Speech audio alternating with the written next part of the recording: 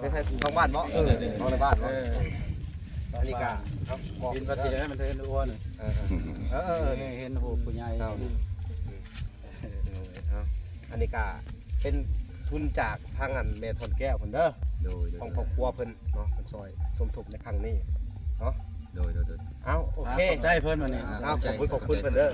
เอาในบ้านขอบใจเพิ่นเด้อใต้ผ่านก่อนขอบใจเด้อครั้งไม่เท่าท่อนแก้วเนาะอยู่ SA เนาะขอให้จงมีอายุมันคนยืนต่อไปเด้อที่มาช่วยเหลือบ้านปงเลยเนาะเฮ็ดผัวเด้อมันยืนต่อไปเข้มแข็งโดยสาธุเนาะสบายดีเบิดสุขุทุกคนเนาะเป็นจังได๋บัดนี่คือเห็นแล้วแหละเพื่อนนี่กระต๊อบนี่งามอยู่บ่งามอยู่เนาะไปมาพห่มพี่เรียบร้อยเนาะแล้วแหละเนาะเรียบร้อยเรียบร้อยแหละพี่น้องเอ้ยทั้งเวลาก็ดีใจนำเด้อดีใจหลายในที่สุดก็เรียบร้อยเนาะโดนงามอยู่บ่กระต๊อบนี่งามอยู่ ถ้าบ่มีเฮือนก็ซ้ำนี่พออยู่แล้วนี่เนาะพออยู่แล้วปักไก่เนาะพี่น้องเอ้ยโดนเด้ซ้ำนี่บ่เปียกเนาะมันฝนตกกันเนาะบ่เปียกได้บัดนี้พี่น้องเอ้ยแล้วแต่ว่านเนี่ยพุ่นบ่แล้วแต่ว่านี่โอ้ได้ขึ้นไปนอนแล้วบ่โดนนอนไปได้นอนกระต๊อบมือแรกเป็นจังไดนอนที่พี่คักบ่ไปนอนน้ำข่อยก็จนเปียกอันนี้ฮะคนอยู่บ้านนี่ไปนอนน้ำข่อย ผู้ใดเด็กน้อยโอ้ไปนอนน้ำข่อยคือว่าเอาผู้บ่าวมานอนนำเลยบ้า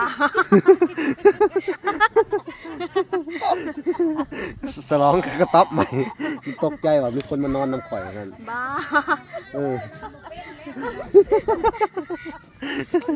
คนมานอนนำข่อยว่าซั่นเนาะสลองกระต๊อบใหม่เนาะโอ้คือสิไวขนาดนั้นเนาะโอ้อันเด็กน้อยเนาะเด็กน้อยเอาพี่น้องไอ้บ่หยอกเพิ่นพี่น้องไอ้โอ้เด็กน้อยในบ้านนี่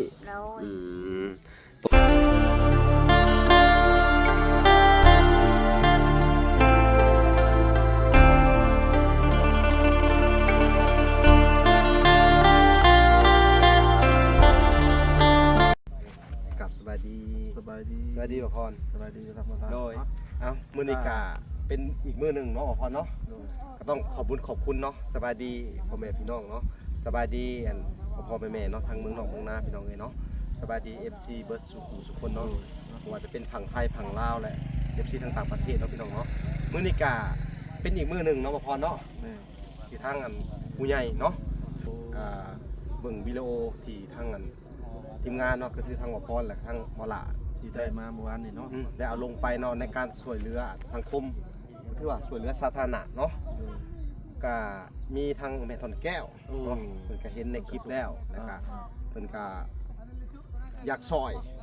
อยากให้ซอยในเรื่องถนนหนทางนั่นแหละเพิ่นก็สมทบเข้ามาอีก100เนาะ100ดอลเนาะแต่ทางเวลาก็อีกแสนนึงก็เอาไปซื้อน้ำถือได้ให้ทางอันผู้หลักผู้ใหญ่เพิ่นก็คือทางอันคณะปกครองแล้วก็เขตนี่แหละพี่น้องเนาะก็คือทางอันในบ้านแล้วก็ทางคณะขนาดจุดซุ่มเนาะคือทางตาแสงทางกันอ้ายเพิ่นแต่ละคนเพิ่นก็ว่าเป็นสักขีพยานนำกันเนาะ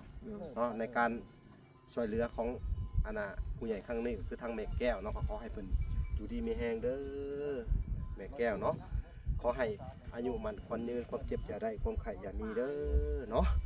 ทางเวลาและก็ทีมงานกบพรก็ดีใจหลายชาวบ้านก็ดีใจหลายเนาะบริเวณว่าทางเวลาชาวบ้านเลยก็เบิดสุขคนก็คือการเหตุทางในครั้งนี้ก็ประโยชน์นี่คือว่าเพิ่นกันซอยได้บัดทุกคนซะว่าเนาะบ่ได้ซอยแต่คนเดียวประโยชน์หลายพี่น้องเนาะในการสัญจรนี่ก็คือซอยประชาชนบ่ว่าจะเป็นคนทางคนมีได้ใช้จ่ายเนาะได้ใช้ครัวตัวนี้ของกันเบิดเนาะเป็นสาธารณะเนาะก็คือว่าช่วยเหลือสังคมโดยแท้จริงเนาะก็ขอให้บุญกุศลครั้งนี้ก็ให้แม่ทางถอดแก้วเนาะเพิ่นได้รับแต่เพียงผู้เดียวเนาะทั้งเวลาและก็ทีมงานก็สิได้เขาไปมอบเงินเนาะโอเคพี่น้องเอ้ยไปไม่ใช่ท้องบ้านเนาะท้องในบ้านเนาะอันนี้ก็กินปลาเทียมันเห็นอ้วนนี่เห็นหูผู้ใหญ่อันนี้ก็เป็นทุนจากทางอันเมทอนแก้วเพิ่นเด้อของครอบครัวเพิ่นเนาะเพิ่นซอยสมทบในครั้งนี้ เนาะ โดย เอาโอเค ขอบใจเพิ่นวันนี้ เอาขอบคุณเพิ่นเด้อ เอาในบ้านขอบใจเพิ่นเด้อขอบใจผ่านกล้อง ขอบใจ ขอกำลังใจเด้อทางไม่เท่าท่อนแก้วเนาะอยู่ SA เนาะ เนาะขอให้จงมีอายุมันคนยืนต่อไปเด้อที่มาช่วยเหลือบ้านปงเลยเนาะ ปงอะไร เฮ็ดหัวเด้อมันยืนต่อไปเข้มแข็ง โดยสาธุเนาะเพิ่นก็บ่ได้ช่วยอันเหลือแต่อันนั้นได้เพิ่นก็อยากช่วยในเคสอัน โดย ที่ว่าในบ้านแนะนำมาแหละเพิ่นก็ช่วยหลายอย่าง โดย ผมก็บ่ได้ช่วยแต่แนวเดียวเนาะ ช่วยสังคมเหมือนกันช่วยเรือผู้ครอบครัวทุกอย่างแน่ แม่นคนเหลือครอบครัวทุกอย่างแน่ โดย เพราะเพิ่นช่วยไปนี่ก็เพิ่น50,000เลยได้ อันรวม อัน เฉ พัน พาะ ห้าร้อย$100เลยในงบช่วยเหลือเพื่อนหลังนั้นนะ โดย ครอบครัวนั้น แม่น ก็ถือว่าเขาก็ ยืมมือ เป็น ยา การ ได้ ตอบ อะไรนะ แก้วที่เป็นอันน่ะ ท่อนแก้วอยู่ SA เนาะ ออกทุนเนาะช่วยเหลือสังคมครั้งนี้ก็โอ้ยถือว่าทางชาวบ้านเพิ่นก็ดีใจหลาย ดี เนาะ ใจ ดีใจหลายเลยเขาก็ดีใจนํ โดย ดีใจเบิดทุกคนเนาะแต่ละคนก็ โดย โอ้ย โดย ยินดีพี่น้องเลยเนาะ สิ ถ้าเกิดว่า สิได้แต่มื้อนี้กันให้งานบ่มีเนาะ สิได้ให้งานผมมีมื้อนี้ก็ว่าเพิ่น พักผ่อน เพิ่นพักบุญ หยุดก่อน ผักบุญเนาะว่าทาง โดย ชาวบ้านนี่เพิ่นสิร่วมบุญกันเนาะ โดย เฮ็ดบุญแล้วก็สิพากันผักเนาะอีกจัก2-3มื้อแล้วบุญก็ โดย สิได้เดินหน้าต่อ ตาเอง เอ้า โอเค ต่อไปเด้อ โดย โอ้เป็นกำลังใจให้นี่แหละช่องชูเฮากะอันน่ะซอยทำถึงซอยได้เนาะเอาครับทำนี่ก็บ่ฮู้ว่าสิจะได้แล้วมันก็ทำถึงงบเฮามีเนาะเฮาก็ โด เฮ็ ย ดงบเฮามี ขอบ ก่อน ใจหลาย มื้อหน้ามื้อในถ้าเกิดว่ามีก็ก็สิได้มาพี่แจงให้คือเก่า ๆ เนาะ โดย ฝากไว้นำ สู้ต่อไป ให้ำ ฝาก ลัง ไว้ ใจ นำบ่ลาก็บ่พรอีกเนาะ โดย เป็นตัวต่อให้ทางบ้าน โดย โปงมาล่างนี้ โด เนาะ ย ในการซ่อมแป้งครัวหัวกระโจมนี้ โดย ก็คิดว่าเงินที่ได้ในครั้งนี้ก็ โอ้ย คือสิมาหมุนใส่เขาในเวียกตัวจริงนี่แหละ โด ให้ ย มัน แม่น เกิดดอกออกผล โดยสาธุ แต่ว่าว่างว่าธนาก็คือสิเพิ่นสิอุ่นสู้อีกสิช่วยอีกเนาะ โดยสาธุแม่นแล้ว ขอโมขอบใจหลาย โดย ๆให้เพิ่นมีอายุมันควันยืนสิสืบต่อช่วยเหลือสังคมทั้งเบาลาพร้อมและทั้งผู้ให้ทื่นพร้อมเนาะ โอ้ย ขอโมขอบใจนำหลายๆเด้อ โดย งานร่วมทั้งนั้นสปอ เอ ร์ต อ โอเคเนาะ โอ โอ เค เค เนาะ ทางเขาก็จะได้เข้าไปติดตามเมืองเพื่อนอันของข้างอันแม่ลูก4เนาะ โอเคพี่น้องเอ้ยเนาะหลังจากที่ทางบ่ละแล้วก็ทางบ่พรเพิ่นเนาะพี่น้องเอ้ยก็ได้มอบเงินเนาะให้ทางอันนายบ้านเนาะสมทบเฮ็ดครัวเนาะพี่น้องเอ้ยเนาะทางบ่ละก็เดินทางเข้ามาอันเยี่ยมยามหรือว่ามาเบิ่งการเฮ็ดอันกระต๊อบของทางสาวลีเพิ่นเนาะทางเพิ่นก็เฮ็ดเรียบร้อยแล้วพี่น้องโอ้งามอะลีหลอพี่น้องเอ้ยเพิ่นเฮ็ดก็คักอะลีหลอ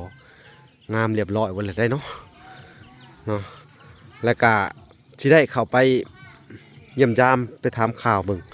โอ้พี่น้องเอ้ยคุณทางเพิ่นก็นั่งท่าอยู่สบายดี สบายดี สบายดีเบัดสุขุทุกคนเนาะ โดย เป็นจังได๋บัดนี่คือเห็นแล้วแหละเพื่อนนี่กระต๊อบนี่งามอยู่บ่ งามอยู่ งามอยู่เนาะไปมาผ้าห่มพี่อืมมายืนอยู่ห่มพี่โอ้พี่นักมาพี่ก็ได้โอ้พี่น้องเอ้ยแล้วเรียบร้อยแล้วเนาะเบิ่งพี่โอ้ขาแถบก็สิเอาแอมตัวนั้นเด้อสิแอมว่าขอสิให้เจ้าแอมตัวนั้นอีกขี่ไผ่เฮ็ดทั้งหน้าก็ได้เนาะเลือดดังไผ่อันอยู่ข้างนะพี่น้องเอ้ยสังกะสีก็ยังเหลืออยู่พี่น้องเอ้ย เรือยังหก เนาะหกกะยามันแหละสิเอาแอมตัวนั้นสิบอกเจ้าแอมมึงเนาะ โดย เรียบร้อยเนาะแล้วเลยเนาะ เรียบร้อย อ่า เรียบร้อยเลยพี่น้องเอ้ยทางวลากะดีใจนำเด้อ ดีใจหลาย ในที่สุดกะเรียบร้อยเนาะ ๆโดย งามอยู่บอกกระต๊อบนี่ งามอยู่ ถ้าบ่มีเฮือนก็ซ้ำนี่พออยู่แล้วนี่เนาะ พออยู่แล้ว โอ้ ปักไก่เนาะพี่น้องเอ้ย โดย เด้ซ้ำนี่นี่บ่เปียกเนาะมันฝนตกกันเนาะ บ้า บ่เปียกได้บัดนี้พี่น้อง บ่ เอ้ย เปียก อืมแล้วแต่ว่านเนี่ยพุ่นบ่ แล้วแต่ว่านี่ โอ้ได้ขึ้นไปนอนแล้วบ่ โดย นอนไปได้นอนกระต๊อบมือแรกเป็นจังได นอนที่พี่ คักบ่ ไปนอนน้ำข่อยก็จนเปียกอันนี้ ฮะ คนอยู่บ้านนี่ไปนอนน้ำข่อย ผู้ใด เด็กน้อย โอ้ ไปนอนน้ำข่อย คือว่าเอาผู้บ่าวมานอนนำเลย บ้า สลองกระต๊อบใหม่ตกใจว่ามีคนมานอนนำข่อยนั่น บ้า เออ คนมานอนน้ำข่อยว่าซั่นเนาะฉลองกระต๊อบใหม่เนาะ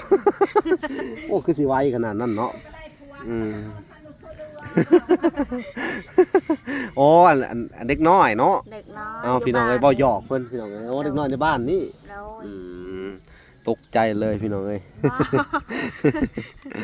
ดีใจแฮงเนาะฉลองว่าซั่น ดีใจ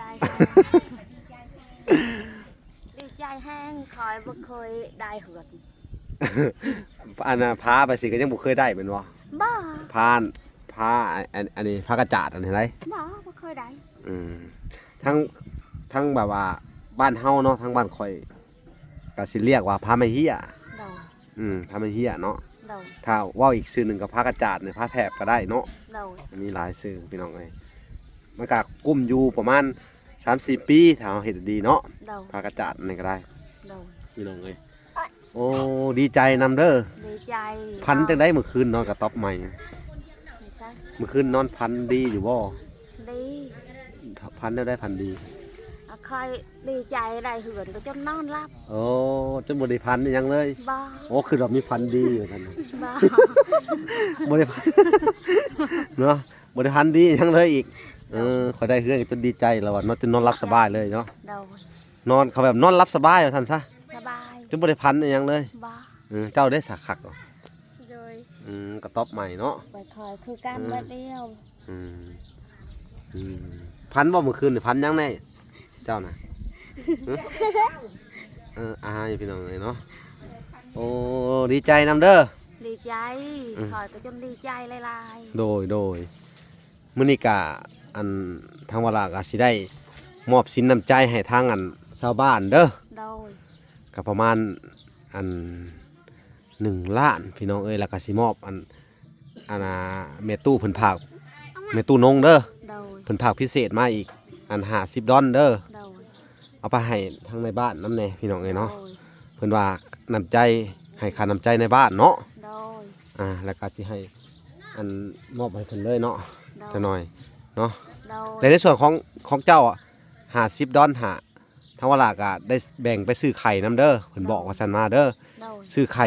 4 แตะเนาะ โดย แล้วก็2 แตะเอาให้เอื้อยเจ้าเด้อ โดย แล้วก็อีกแตะหนึงก็เอาให้เจ้าเนาะ โดย จะหน่อยเวลาก็สิได้อันไปซื้อเนาะ โดย จบคลิปนี้เวลาก็จะไปซื้อมาให้เนาะก็มานี่แหละมาอัปเดตเบิ่งอิหยังแล้วก็สิได้ออกไปซื้อไข่มาให้เจ้าอีกทีนึง โดย เนาะ โดย อืม คอยก็ดีใจ แซ่บบ่กินไข่อยู่ว่าน แซ่บ เคยกินอยู่บ่ทอดไข่แบบนี้ บ้ามันไม่เคยกิน เจ้าน่ะบ่เคยกิน โดย พอได้กินแล้วพัดโทษสิ โดย นัวขนาด นัว แซ่บบ่ แซ่บ เคยเฮ็ดอยู่บ่เลยสิบ่เคยเพื่อ มันไม่เคยเห็ด มันบ่เคยเฮ็ดเนาะ โดย ทั้งชีวิตเฮานี่บ่ได้เคยเฮ็ดให้ลูกกินบ่ บ้า อืมเฮาแล้วว่าแล้วเฮาเลี้ยงลูกใหญ่ขึ้นมาได้จังได๋เฮาเอาหยังป้อนเขาถามไปเลย เหลียงก็คอยไป5 เขียด5 กบนี่กัน จีป้อนอันนี้แล้วเนาะจีเนาะปิ้งเนาะ โดย เฮ็ดแจ่วหมักพริกสิเนี่ยพ่อ โดย จำกินพอได้กินเลยนะแทบจะบ่ได้เปลี่ยนเมนูอิหยังเลยบ่ บ้า สิ้นหนังกับบ่ค่อยได้กินของเขาบ่ บ้า ว้าวอีหลี อีหลีหันมาเสือกอะทามรถ โอ้ คน พี่ อ น้อง ยู่บ้านนี่ แสดงว่ากินตามมีตามเกิดเนาะ โดย ได้หยังก็กินอันนั้นเนาะ โดย เขาว่าเป็นประเภทสิ้นนี่เขาขายแพงได้เนาะแฮงบ่ได้กินของเขาเนาะ บ้า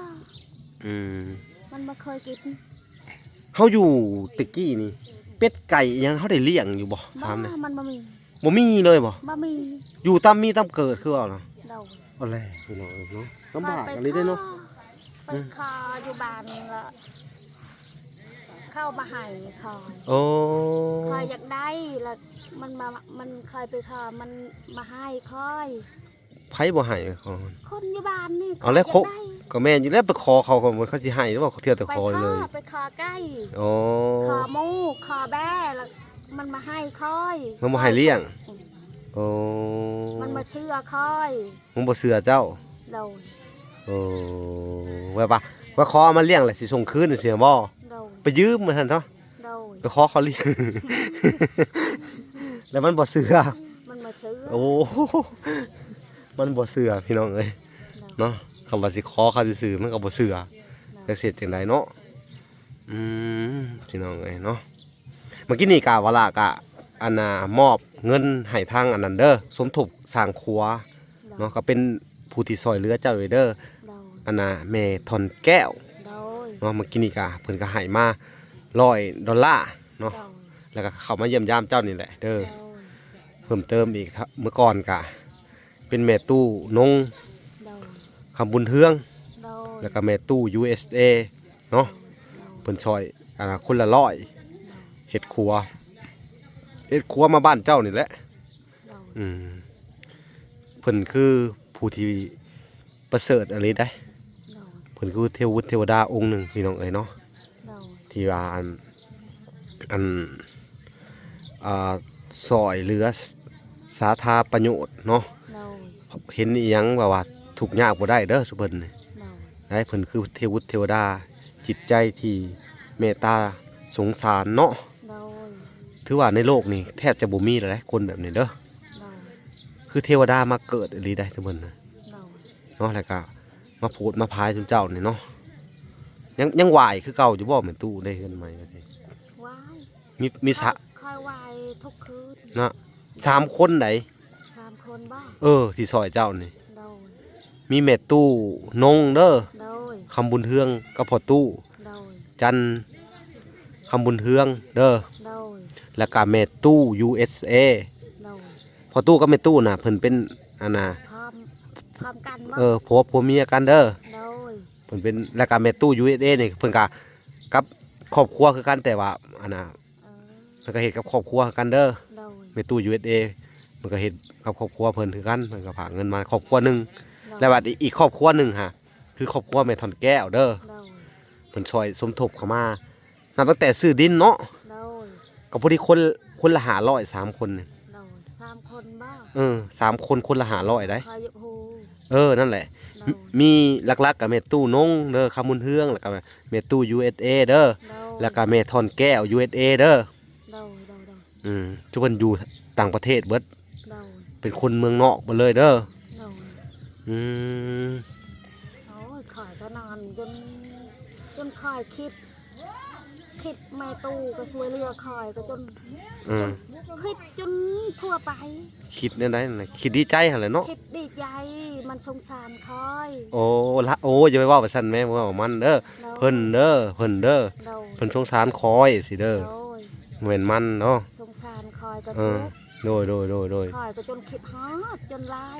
โดยกินฮอดเพิ่นเนาะ โดย เอากะมีแต่อันน่ะนึกถึงบุญคุณเพิ่นเนาะ เอา เฮาสิเฮ็ดหยังกะ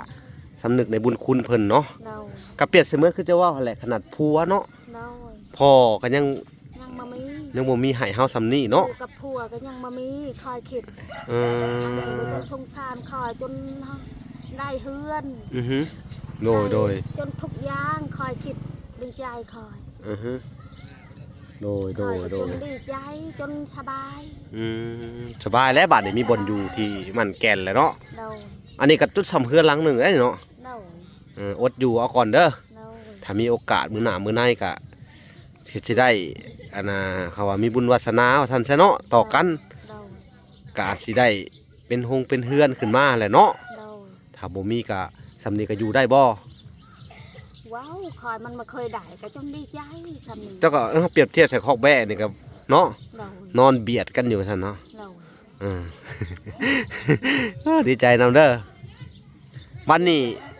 ตำหอมมักหุงค่ะมื้อหน้าสิสอนตำเด้อ โดย ทอดไข่เป็นอยู่บ่เลยว่าบัดนี้ทอดไข่ เป็น อย่าไปหาตีใส่น้ำมันนะบ่ได้เลย ตลกเนาะ เนาะ โดย พี่น้องเอ้ยเอา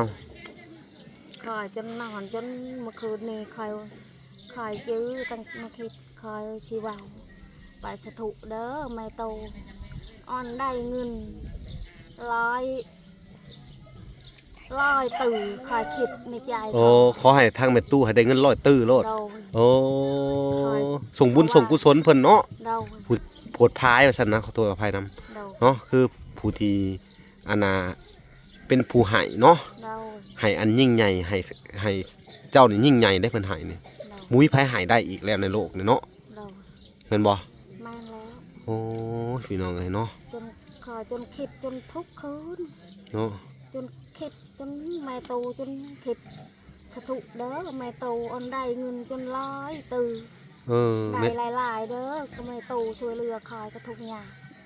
แม่ตู้อะมี2คนเด้อแม่ตู้ โดย แม่ตู้นงคำบุญเฮืองเด้อ โดย แล้วก็แม่ตู้ USA เด้อ โดย แล้วก็แม่ทอนแก้ว USA เด้อ โดย 3คนเด้อ3ครอบครัวซอยเจ้าหั่นเด้อ โดย นึกถึงบุญคุณเพิ่นเบิดเด้อ มืดแล้วคอยหวัง เนาะ โดย เอาพี่น้องเอ้ยนี่แหละพี่น้องเอ้ยความรู้สึกเนาะ โดย ของคนที่บ่เคยมีหยังมาก่อน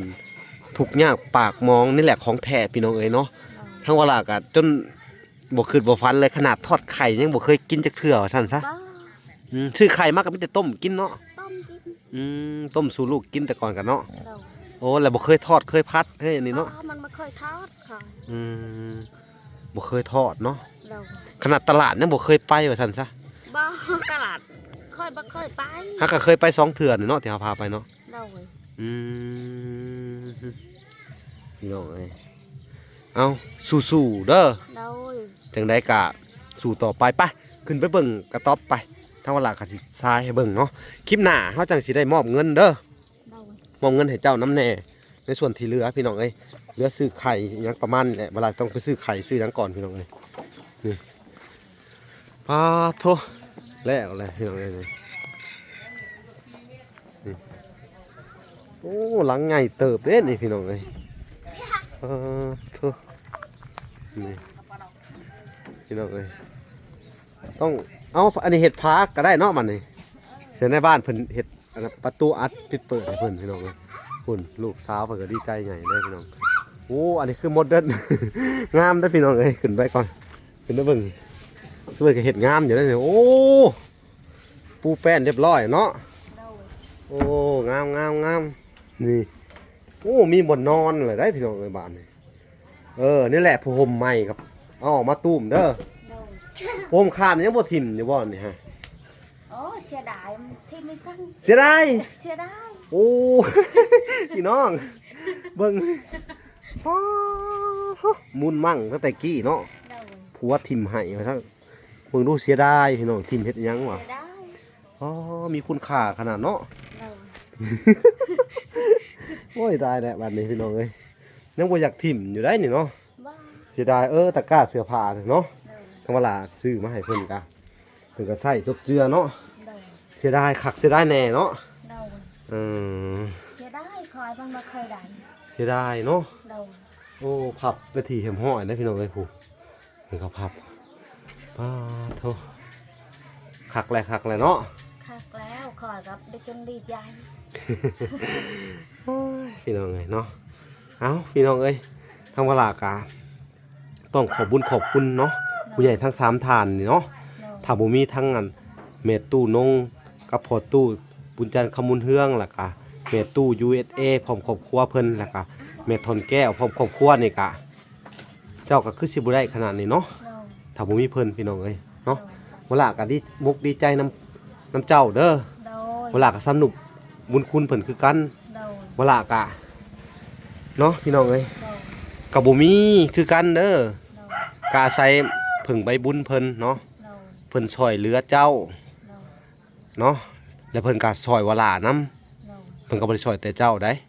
ว้า เวลาเพิ่นฝากเงินมาทุกครั้งพี่น้องเอ้ยเนาะ โดย เพิ่นก็บีแบ่งให้เวลานํแน่เด้อ โดย ค่าน้ำมูกน้ำมันเนาะค่าอยู่ค่ากินพี่น้องเอ้ยเนาะเพราะว่าการที่เฮาเดินทางมาไกลพี่น้องเอ้ยเฮาก็ต้องอาศัยแบบว่าซื้ออยู่ซื้อกินเนาะ โดย จ่ายค่าน้ำค่าไฟเนาะ โดย ค่าน้ำมันลงน้ำมันรถพี่น้องเอ้ยเนาะถ้าอาศัยเงินเดือนนี่ทั้งเวลาก็คือสิบ่ไหวเนาะ โดย เงินเดือนมันก็อันน้อยนิดเนาะ โดย พอได้แต่อันซื้อกินไปวันๆถ้าบ่มีเพิ่นเท่าล่ะนี่ก็แย่ได้ โดย เนาะพี่น้องเอ้ย โดย ก็ต้องขอบบุญขอบคุณเด้อทางแม่ทั้ง3ท่านเนาะพ่อแม่เนาะ โดย ให้เพิ่นอยู่ดีมีแฮงเนาะ โดย ความเจ็บอย่าได้ความไข้อย่ามีหายเจ็บหายไข้หายพยาธิโรคาพี่น้องเอ้ยเนาะ โดย ดีมกดีใจหลายว่าล่ะกะเห็นเจ้าได้อยู่แบบว่าอันน่ะแข็งแรงขึ้นก็ว่าซั่นเนาะ โดย ถ้าแม่นฝนตกนี่อยู่ได้สบายเด้อนี่ สบาย เนาะ คอย จนแปลงขันจน ตอนเช้าก็คอยคอยยก หึ ตอนเช้าก็คอยมามีจานนะ โอ้ตอนเช้ากับบูชา โดย โอ้ข่อยยงว่าซั่นเอ้าพี่น้องข่อยสิฮู้เรื่องนำบ่ละบัดนี้ โดย ข่อยยงเนาะ โดย ภาษาทุกเจ้าเนาะ โด เอา ย แล้วบาดนี่ยงก็มีอะยงคือบูชาเขาอิหยังประมาณนี้บ่ โดย อืเอ้านั่นแหละอันน่ะเพิ่นเปรียบเสมือนเทวดาผู้ให้ที่แท้จริงเนาะ โดย เฮาได้ย้อนเพิ่นเนาะ โดย จะสิเฮ็ดจังใดพี่น้องเอ้ยเนาะ โดย อันน่ะ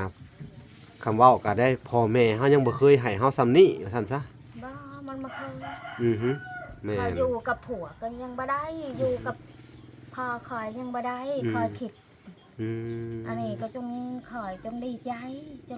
หลาย โดย ๆจนคอยเว้าจนสะทุกเด้อบุญคุณ อือฮึ บุญคุณแม่บุญคุณพ่อ โดย พดา สาธุนำเนาะ โดยเท โอ้ พ ย ดาแม่ตู้พ่อตู้นางแม่แก้วช่วยเหลือเขา แม่ทอนแก้ว แม่ เด้อ ทันแก้ว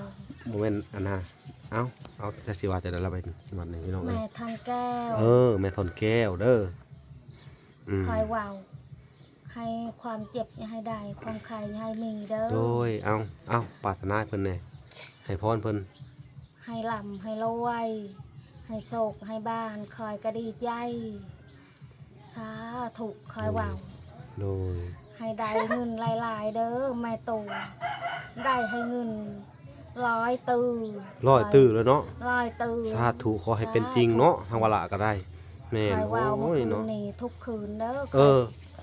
คอยเว้าแม่ตู่ เอ พ อ ร้อมกันนี่แหละ เจ้ากราบเขาว่านอนทุกคืนเลย โดย เอาสาธุนำเนาะ สาธุ สาธุโอ้ยพี่น้องเอ้ยเนาะ เนาะ โอ้แล้วก็คนลุกน้ำเพิ่นพี่น้องเอ้ยอ้าวเฮากะนี่แหละพี่น้องเอ้ยเห็นบ่อนอยู่บ่อนอาศัยเพิ่นกะโอ้ดีใจนำมันแก่นขึ้นเนาะดีกว่าเก่าหลายเท่าเลยเนาะ โดย ดีกว่านอนของแบ่อีกเนาะ โด นอนของแบ่เอาผ่าตั้งเนาะ โดย ตอนหน้าพ้นน่ะเจ้าไปอยู่จังไดเนาะ นี่ใช่ ตอนนั้นตอนหน้าพ้นเจ้านอนของแบ่ไปอยู่จังได นอนอยู่ขาแบ้นี่ เอาผ่าตั้งอัดน่ะ โดย พ้นซึมลงมาใส่อยู่บ่ ใช่ อืมเนาะเอาสู้ๆบาทนี่ สู้ ตั้งจิตตั้งใจ เนาะ โดย ตั้งจิตตั้งใจเนาะ จนคอยเว้าจนได้เฮือนหน่อยก็จนดีหมกดีใจ เอาโอเคเอาพี่น้องเอ้ยเนาะ โดย ดีมากดีใจน้ำเพิ่นหลายเว่าหยังก็บ่ถึกแล้วบัดนี้ทั้งเวลาก็ได้เพิ่นก็เนาะก็ขอโทษขออภัยนํเพิ่นก็อาจสิเว้ากลับไปกลับมาแน่เนาะก็คือทุกคนเห็นไปในเบื้องต้นแหละเนาะพี่น้องคนเฮามันดีใจพี่น้องเอ้ยเนาะ โดย บ่เคยได้อิหยังมาก่อนเนาะก็วันหนึ่งครับมีคนมาซอยแบบสิก็โอ้ยเนาะทั้งเวลาก็สิได้มาพบมาพ้อเพิ่นก็ทางในบ้านแหละติดต่อมาเนาะ โดย สถานการณ์บ่มีในบ้านที่ดีก็โอ้ยเนาะแล้วสิว่าจังได โดย ลูกบ้านก็คงสิทุกข์ยากต่อไป โดย เนาะ เจ้าแล้วคอยเว้าอือฮึ FC องตลอดปลอดภัยเด้อ โดย คอยเว้า โอ้จักอดปรารถนาให้ข่อยน้ำอีก โดย เอาสาธุเช่นกันเด้อ เมื่อเวลาเมื่อฮอดเหือนฮอดสารเด้อคอย สา เว้า ธุโอ้ ออนโศ ย ก เป็น ออ เป็น นห่ว มาง น โดย ให้ลำให้เราไหวคอยเว้า โด เจ้าย เด้อ สาธุเด้อ สาธุ โอ้ยพี่น้องเอ้ยเนาะคนบ่เคยมีพี่น้องเอ้ยนี่แหละความทุกข์เนาะไผบ่ทุกข์บ่ฮู้ดอกเนาะ โดย ไผบ่ลำบากบ่ฮู้พี่น้องเอ้ยว่า โดย การที่เฮาอันน่ะสิมีข้าวว่ากินกอกหม้อแต่ละมื้อนี่ก็ยังลำบากแล้วเนาะ โดย ที่ผ่านมาพี่น้องเอ้ยก็เยินสิแบบไปหาของกินดีๆ พวกขนาดไข่นี่เฮายังบ่มีปัญญาซื้อกินเลยว่าซั่นเนาะ บ้ามันมาเคยกิน มันบ่เคยกินอีกเนาะ เนาะ พี่น้องเอ้ยเอ้านี่ลำบากขนาดแท้พี่น้องของแท้เลยเนาะ โดย ว้าโถเอ้าพี่น้องเอ้ยคลิปนี้ก็มาอัปเดตเบิ่งเฮือนซานเพิ่นก็คือว่าเสร็จเรียบร้อยเนาะ โดย ทางเวลาก็บ่มีหยังพี่น้องเอ้ยก็สิได้ให้ทุกคนไปติดตามคลิปตอนต่อไปเวลาก็สิเอาไปซื้อไข่แล้วก็มามอบเงินมอบหยังให้ทุกเจ้าเด้อ โดย เงินนั่นน่ะที่แม่ตู้เพิ่นเว้าที่ว่ามาแจ้งข่าวดีล่วงหน้าตะกี้เนาะ โดย ก็สิมามอบให้เจ้านั้นแน่มีแบ่งไปซื้อไข่แล้วก็ที่เหลือเขาก็สิมอบให้เจ้าเอาไว้ซื้อข้าวต้มขนมเด้อคลิปหน้าเนาะ โดย แล้วก็สิได้มอบให้ค่าสร้างอันหยังนำแน่เนาะ โดย เอาโอเคพี่น้องเอ้ยคลิปนี้ สาธุ ก็สิได้ สาธุ ขอตัวลำลาก่อน โดย เอา สาธุ ฝากกดติดตามคลิปตอนต่อไปพี่น้องเอ้ยเอาพอกันใหม่เนาะ โดย เอาสบายดีและสวัสดีพี่น้องเอ้ย สาธุ สาธุสาธุพี่น้องบ๊ายบาย